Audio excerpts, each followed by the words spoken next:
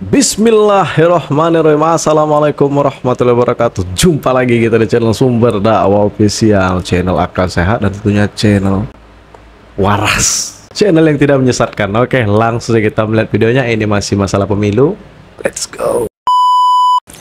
Reaksi dari apa yang terjadi dalam proses penyelenggaraan pemilu. Dalam hal ini selaku penyelenggara adalah KPU. Tadi apa yang disampaikan itu hal yang sifatnya normatif ya. Tapi penduduk negeri ini sekarang melihat dengan kasat mata bahwa pemilu ini diselenggarakan dengan tidak jujur, tidak adil. Dalam hal ini kaitannya dengan campur tangan penguasa. Seperti dikatakan tadi, Jokowi selaku presiden itu nyolok mata sejak awal, seperti misalnya mulai dari pendaftaran pasangan 02 ya, itu yang sudah mengandung cacat etika, cacat hukum dan sebagainya. Itu haknya presiden. Pendaftaran Presiden boleh cawe-cawe. Itu sebelum dirubahnya ketentuan umur, kemudian dirubah menjadi asal sudah pernah menjabat, kan itu memenangkan pemilihan. Ditambah lagi mobilisasi termasuk kekuasaan aparatur ya.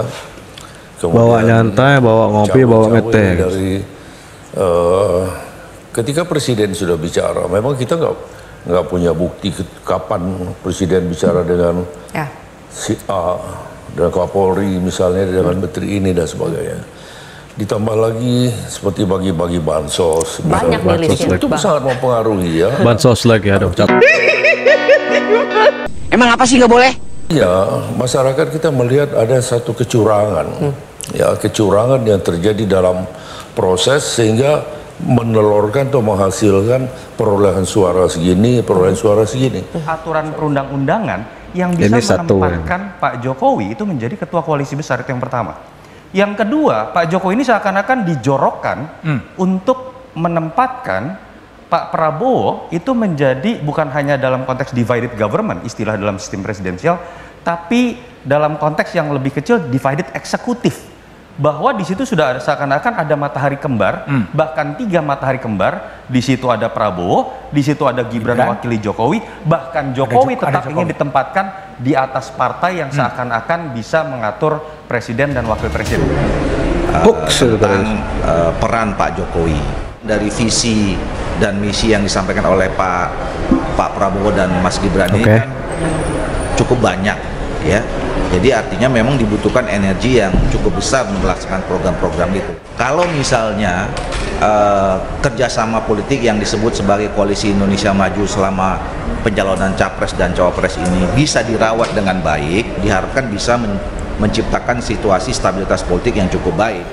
Membahas terkait dengan pemantauan perkembangan situasi pasca pemungutan suara dan antisipasi penetapan hasil perhitungan suara pemilu tahun 2024. Sesuai dengan informasi dan dari hasil pembahasan rapat koordinasi secara umum, situasi dan kondisi nasional masih relatif kondusif, masih kondusif, dan alhamdulillah, aman terkendali.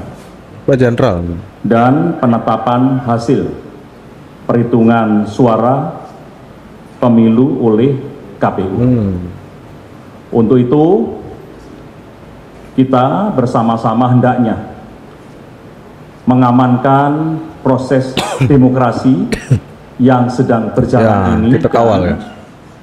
Ikut juga menjaga stabilitas politik, hukum, Bapak ganteng, dan keamanan agar tetap kondusif dan terwujud harmoni dalam kehidupan berbangsa dan bernegara yang semakin kokoh dan kuat. Saudara-saudara sekalian, pemerintah terus memantau perkembangan situasi mengawal serta memastikan setiap tahapan pemilu berjalan aman, damai, dan berkualitas. Karena keberhasilan penyelenggaraan pemilu adalah keberhasilan kita semua. Dan pemilu merupakan harga diri bangsa Indonesia. Untuk itu kami akan terus melaksanakan koordinasi erat bersama Kementerian terkait untuk mendapatkan informasi dan perkembangan terkini terkait situasi nasional. Serta kita terus merumuskan langkah-langkah guna mengantisipasi potensi permasalahan dan kerawanan yang mungkin terjadi. Betul, Pak. Saya ingin mengucapkan banyak terima kasih atas peran serta seluruh masyarakat Indonesia dalam menjaga konduktivitas situasi saat ini. Semoga situasi aman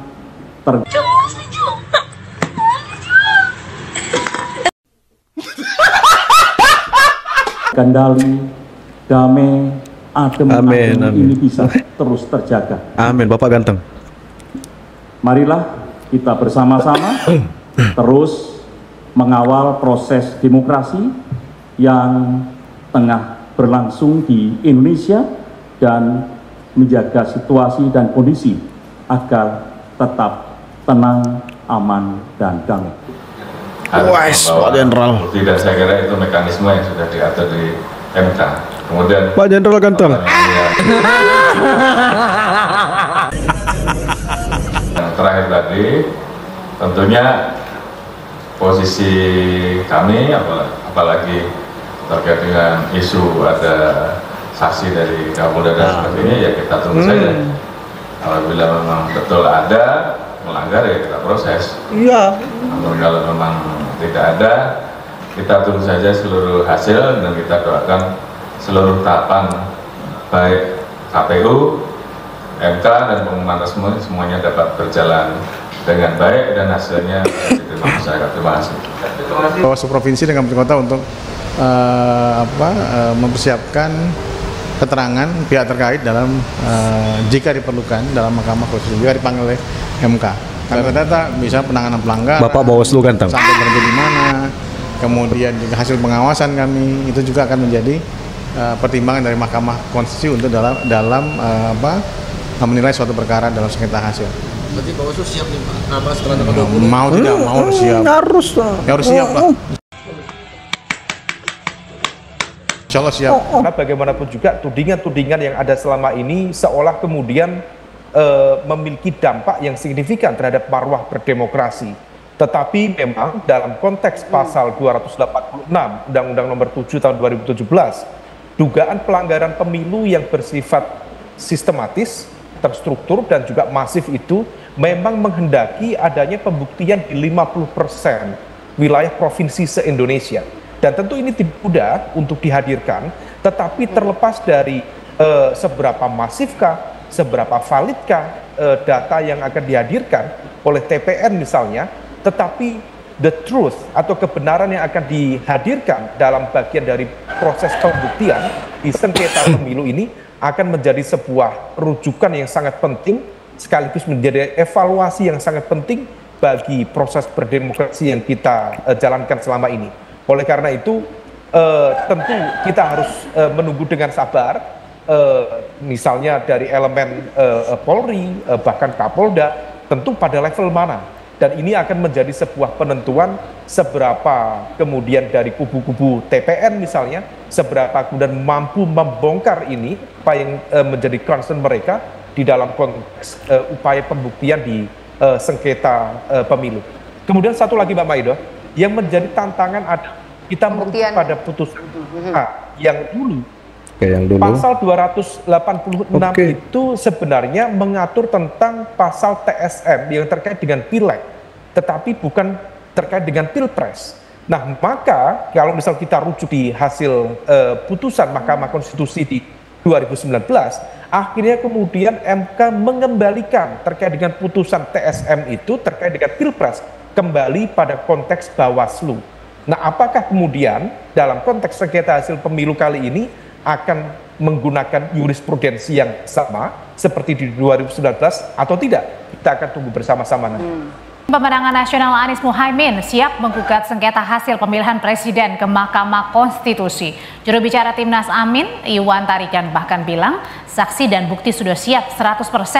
Tim hukum Anies Muhaimin juga terus berkoordinasi dengan tim hukum Ganjar Mahfud menyiapkan gugatan ke MK.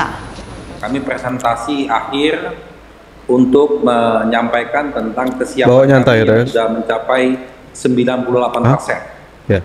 Jadi naskah permohonan kami sudah 98% siap, diikuti dengan saksi-saksinya sudah siap semua. Oke, monggo. Bukti-bukti juga sudah siap 100%. Bagus, komunikasi terus. Kami beberapa kali rapat bersama dengan kawan-kawan tim hukum 03, saling memberikan arahan, masukan, dan memberikan informasi.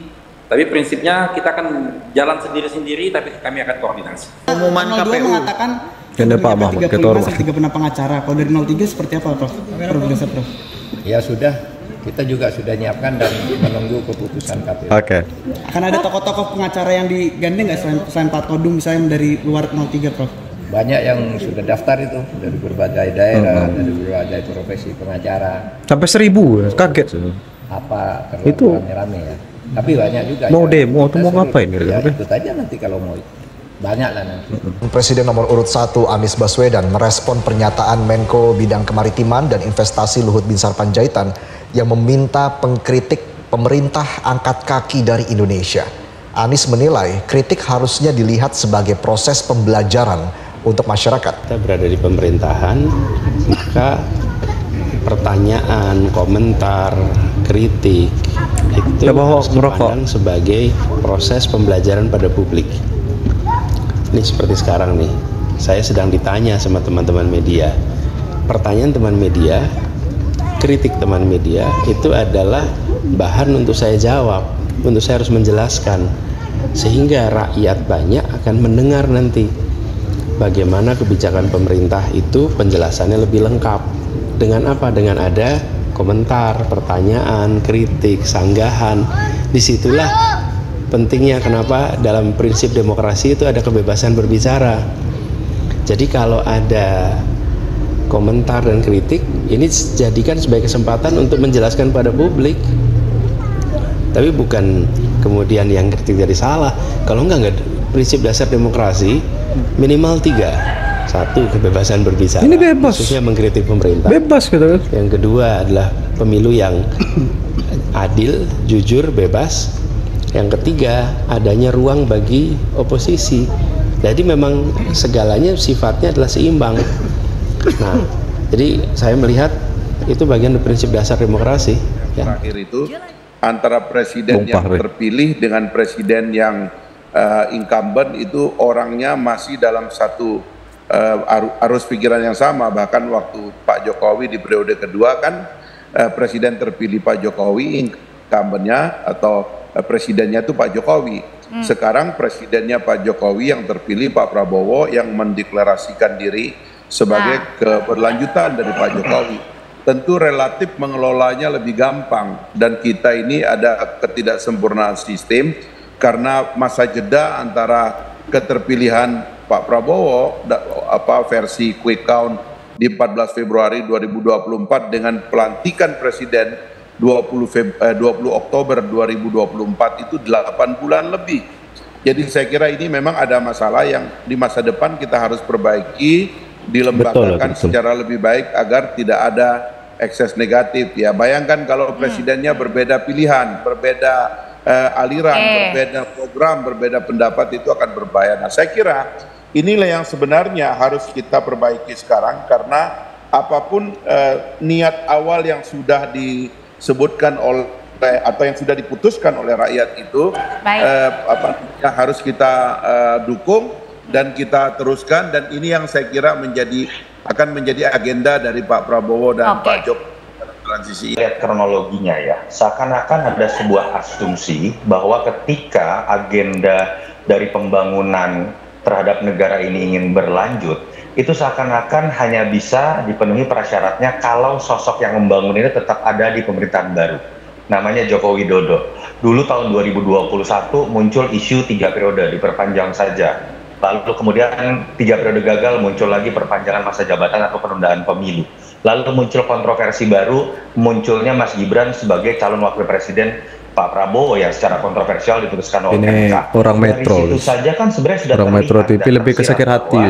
Ada yang sepertinya merasa bahwa agenda pembangunan Pak Jokowi hanya bisa dilanjutkan kalau letter luck ada sosok Jokowinya di situ.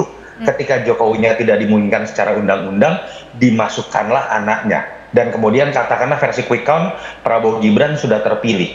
Lalu tiba-tiba muncul lagi ide ingin menempatkan Pak Jokowi dalam, kalau idenya PSI ya, Jeffrey Giovanni dan Chris Natali mengatakan bahwa akan ada posisinya di atas partai-partai menjadi ketua koalisi besar yang sifatnya harus itu nah guys, ada itu tadi ya, ditutup dengan statement orang Metro TV kalau tidak salah, orang Nasdem saya tidak tahu, pokoknya beliau posisi dan apa itu.